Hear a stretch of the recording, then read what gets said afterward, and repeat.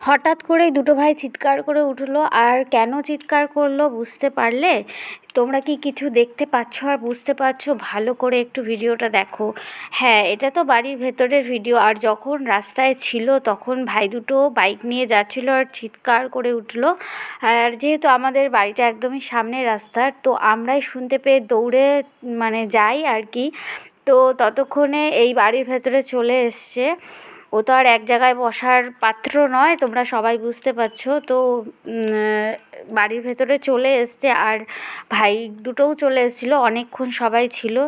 আর আমরা তার মধ্যে ফোন নাম্বার জোগাড় করে যারা রেস্কিউ করতে আসে এই সাপকে, তাদেরকে আমরা ফোন করেছি। ততক্ষণে বলল যে তোমরা দেখে রাখো, পারলে কিছু করে আটকাও, এটা বলছিল। তো এতটা আটকানোর সাহসটাও আমাদের মধ্যে কারোরই অতটা ছিল না।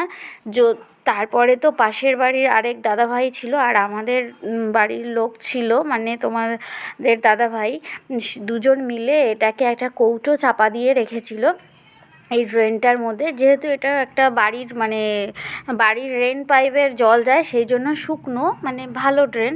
তো তারপরে চাপা দিতে গিয়ে সেই যা আওয়াজ করছিল, আজকে তো আমি চোখের সামনে দেখলাম কি যে আওয়াজ, এত ছোট তার যে এতটা আওয়াজ। তোমরা এই সাপটাকে ভালো করে চিনে রাখো। এই সাপটা হচ্ছে চন্দ্রগোড়া। যেখানেই দেখবে অতি সত্বর যারা রেস্কিউ করে তাদের সাথে যোগাযোগ করে ধরিয়ে দেবে।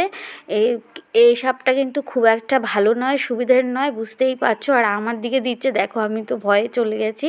বলছে ভয় পেও না দিদিভাই, ও তো বোতলের মধ্যে আছে। তো তোমরা বেশি বেশি করে ভিডিওটা শেয়ার করো।